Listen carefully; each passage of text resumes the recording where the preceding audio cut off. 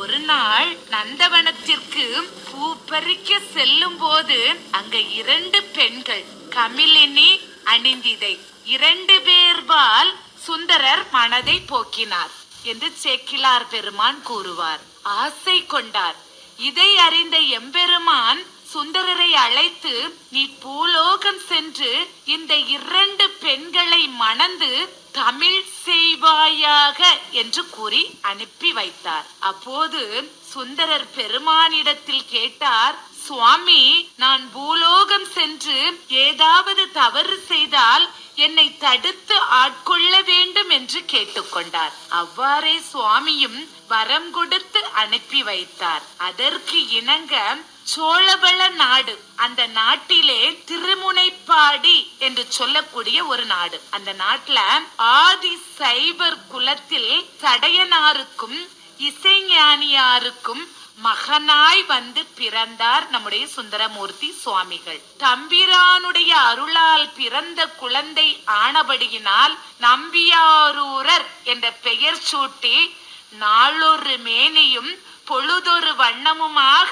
வளர்ந்து வந்தார். ஒரு நாள் தெருவில் தேரோட்டி விளையாடி கொண்டிருந்த போது அந்த நாட்டை ஆண்ட மன்னன் அந்த வழியாக வந்து கொண்டிருந்தார். நம்பியாரூரரை பார்த்தார். அவர் பார்த்த உடனே அவர் மேல் அன்பும் காதலும் கொண்டு சடையனாரிடமும் இசைஞானியாரிடமும் கேட்டு அந்த குழந்தையை எடுத்து வளர்க்க ஆரம்பித்தார் மன்னர் நரசிங்க முனையர். அந்தணர் திருவும் அரச திருவும் ஒரு சேர வளர்ந்து வந்தார். 16வது வயதில் புத்தூரில் வாழும் சடங்கவி சிவாச்சாரியாருடைய மகளை திருமணம் செய்ய பேசி முடித்தார்கள் நம்பியாரூரருக்கு.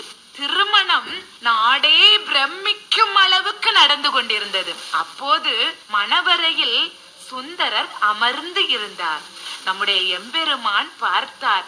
அந்தணர் வேடத்திலே அங்கே வந்தார். நம்பியாரூரரை பார்த்து, நம்பியாரூரன் எனது அடிமை என்று கூறினார். நம்பியாரூரர் இல்லை என்று கூறினார். சுந்தரர், இந்த அந்தணர் யார் என்றே எனக்கு தெரியாது. ஒரு அந்தணர் இன்னொரு அந்தணருக்கு எப்படி அடிமையாக முடியும் என்று கேட்டார். நான் குற்றவாளி என்றால் அதற்கு ஆட்சி, எழுத்து, சாட்சி வேண்டும். அது இருக்கா என்றார். ஒரு ஓலையை எடுத்து கொடுத்தார். அந்த ஓலையில் திருவெண்ணைநல்லூர் பித்தனுக்கு நானும் என் சந்ததிகளும் வழி வழியாக அடிமை என்று மனதார எழுதி கொடுத்த ஓலை இப்படிக்கு ஆரூரன் என்று எழுதப்பட்டிருந்தது. பெரியவர்கள் எல்லோரும், நம்பியாரூரா, இது உன் பாட்டன் கையெழுத்து தானே என்று ஓலையை வாங்கி அவர் கையில் கொடுத்தனர். நம்பியாரூரர் பார்த்தார். ஓலையை வாங்கி கிழித்து எறிந்தார்.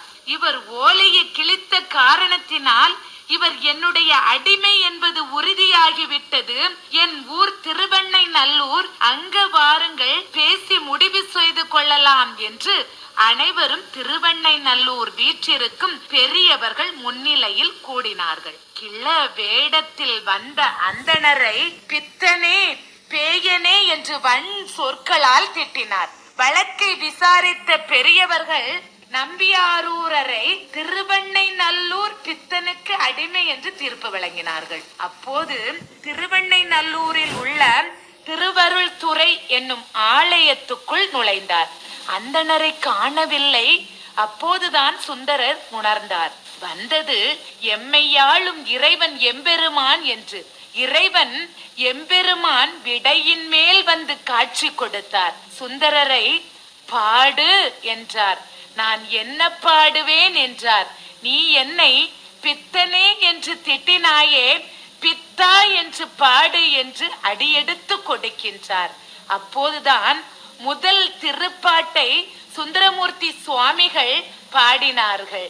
பித்தா பிறை சூடி பெருமானே அருளாளாம், எத்தான் மறவாதே நினைக்கின்றேன் மனதுன்னை, வைத்தாய் பெண்ணை தென்பால் வெண்ணை நல்லூர் அடு துறையுள், அத்தா உனக்கு ஆளாயினி அல்லேன் எனலாமே என்ற திருப்பாட்டு முதலாக நம்முடைய சுந்தரமூர்த்தி சுவாமிகள் பாடி அருளினார்கள். அதற்கு பிறகு சுந்தரர் திருவாரூர் இறைவனை வணங்குவதற்காக போகின்றார். மனதில் நினைக்கின்றார், எத்தனை நாள் காணாதிருப்பேன் என்னாரூர் இறைவனை என்று மனதில் நினைத்தபடி சென்றார்.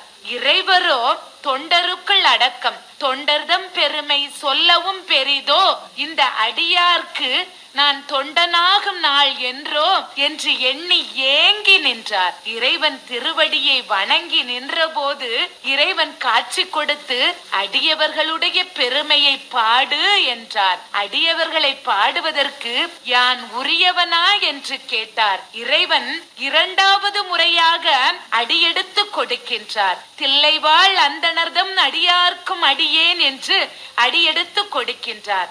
சுந்தரர் 60 நாயன்மார்களை வரிசைப்படுத்தி பாடினார். அதற்கு பிறகு வந்த நம்பியாண்டார் நம்பி சுந்தரரின் பெற்றோர்கள் 3 பேரையும் 63 நாயன்மார்களாக நமக்கு தந்து அருளி செய்திருக்கின்றார்கள். இறைவன் இரண்டாவது முறையாக அடியெடுத்து கொடுத்ததை வைத்து சுந்தரர் திருத்தொண்டர் தொகை பாடி அருளினார். தில்லைவாழ் அந்தணர்தம் அடியார்க்கும் அடியேன், திருநீல கண்டத்து குயவனார்க்கும் அடியேன், இல்லையே எண்ணாத இயற்பகைக்கும் அடியேன், இளையாந்தன் குடிமாறன் அடியார்க்கும் அடியேன், வெல்லுமா மிகவல்ல மெய்ப்பொருளுக்கும் அடியேன், விரிபொழில் சூழ் குன்றையார் விரண்மின்றார்க்கு அடியேன், அல்லிமன் முல்லையந்தார் அமர்நீதிக்கும் அடியேன், ஆரூரன் ஆரூரில் அம்மானு காளே என்று மிகவும் அழகாக பாடி அருளி செய்தார். பிறகு சுந்தரர் பறவையாரை திருமணம் செய்த பிறகு பறவையாருக்கு பங்குனி உத்திர திருநாளுக்கு தான தருமம் செய்ய பொன்னும் பொருளும் தேவைப்பட்டது. சுந்தரர் திருப்புகழூர் சென்றார். கோயில் வேலை நடந்து கொண்டிருந்தது. எம்பெருமானை மனதார நினைத்து வணங்கிவிட்டு அங்கே இருந்த செங்கல்களை பரப்பி அதன் மேல் ஒரு பட்டு துணியை விரித்து உறங்கி விட்டார். காலையில் எழுந்து பார்த்தார், செங்கல் அனைத்தும் பொன்னாக மாறி இருந்தது. இறைவன் திருவருளை நினைத்து திருப்பாட்டு பாடி அருளினார்.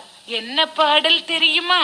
தம்மையே புகழ்ந்தீச்சை பேசேனும் சார்வேனும் தொண்டர் தருகிலார், பொய்மையாளரை பாடாதே எந்தை புகழூர் பாடுமின் புலவீர்கள், இம்மையே தரும் சோறும் கூரையும் ஏத்தலாரிடர் கெடலுமாம், அம்மையே சிவ லோகமாழ்வதற்கு யாதும் நையுறவு இல்லையே